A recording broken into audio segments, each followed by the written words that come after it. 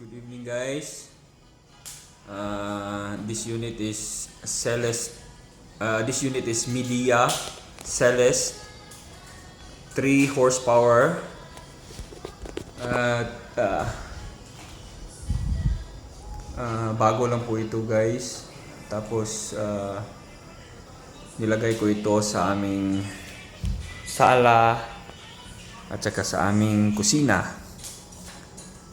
And estimated floor area of this house, estimated floor area is more or less 43 square meters. And so far so good naman, guys. Actually naka-eco mode yan ngayon.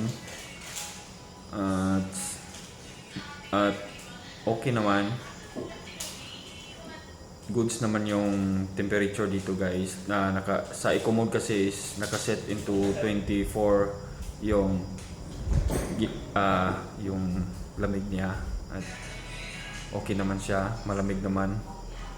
And update ko na lang kayo next, guys, for the bill of my electricity from previous and to the updated bill na andito na ginagamit ko na yung yung new air condition.